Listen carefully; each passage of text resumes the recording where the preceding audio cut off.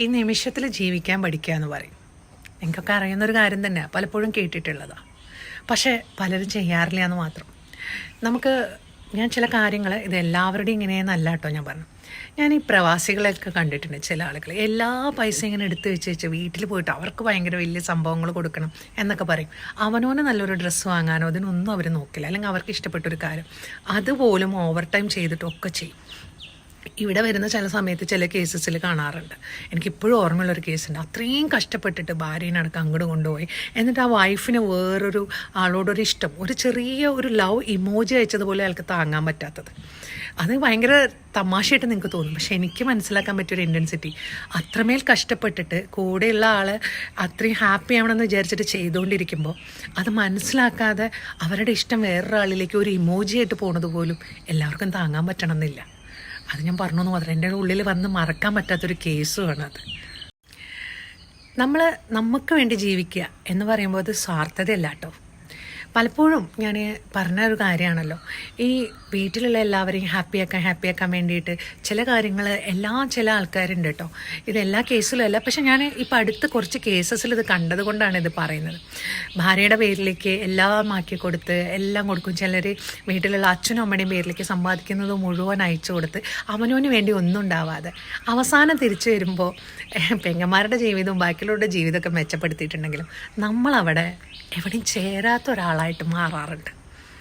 ഇതുമാതിരി തന്നെ നമ്മളുള്ളൊരു കേസിലാണ് എല്ലാം കഴിച്ചു കൊടുത്തിട്ട് പുള്ളിക്കാരത്തി വേറൊരാളുമായിട്ട് പോയി. ഈ പൈസയും സ്വത്തും ഒക്കെ ആളുടെ കൂടിയും പോയി. കാരണം ഹസ്ബൻഡ് മുഴുവൻ അയച്ചു കൊടുത്തിട്ട് എല്ലാം ഇവരുടെ പേരിലേക്കാണ് ചെയ്തിട്ടുണ്ടായിരുന്നത്. ഇങ്ങനെയുള്ള പല കാര്യങ്ങളും എല്ലായിടത്തും അല്ല, ചില കേസസിലും ഉണ്ട്. എന്നാൽ അതിൻ്റെ വേറൊരു വേർഷൻ ഉണ്ട്, അത് ഞാൻ തീർച്ചയായിട്ടും പറയാം. അതിൻ്റെ അപ്പുറത്തെ സൈഡും ഉണ്ടല്ലോ എല്ലാറ്റിനും.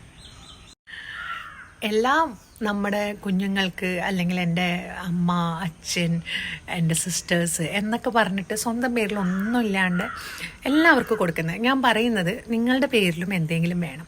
പിന്നെ കല്യാണം കഴിഞ്ഞവരാണെങ്കിൽ 2 പേർക്കും കൂടി ഓപ്പറേറ്റ് ചെയ്യാൻ പറ്റുന്ന അക്കൗണ്ട്സും വേണം. കാരണം എന്താണെന്ന് വെച്ചാൽ നമ്മുടെ പേരിൽ വേണം, എല്ലാം ഒരാളുടെ പേരിൽ എന്നല്ല. പലപ്പോഴും ഇവൻ പറയുന്നൊരു കാര്യമാണ്, അവൾക്ക് വേണ്ടിയിട്ടാണ്, ഇന്നത് വേണ്ടിയിട്ടാണ്. അപ്പോൾ ചില സ്ത്രീകൾ പറയുന്നൊരു കാര്യമുണ്ട്, അയാളിത് സമ്പാദിക്കുമ്പോൾ എന്നോടൊന്ന് സംസാരിക്കാനോ എന്നോടൊന്ന് മിണ്ടാനോ ഒന്നിനും ആൾക്ക് നേരില്ല എന്ന് പറയുന്നുണ്ട് ആ കേസസിൽ.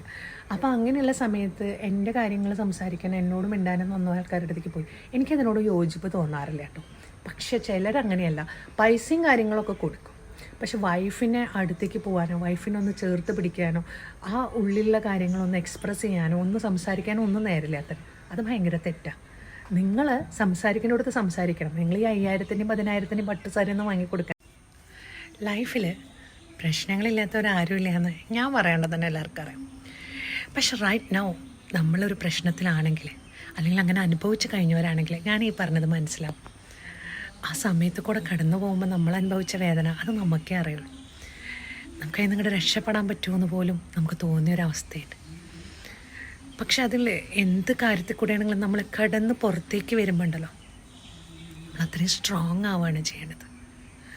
പലപ്പോഴും നമ്മൾ ഓരോ പ്രശ്നങ്ങൾ ഇതിന് മുമ്പുണ്ടായതിലേക്ക് ഒന്ന് നോക്കി നോക്കും, എങ്ങനെയാണ് അതൊക്കെ ഓവർകം ചെയ്തതെന്ന് നമുക്ക് തോന്നുമല്ലോ.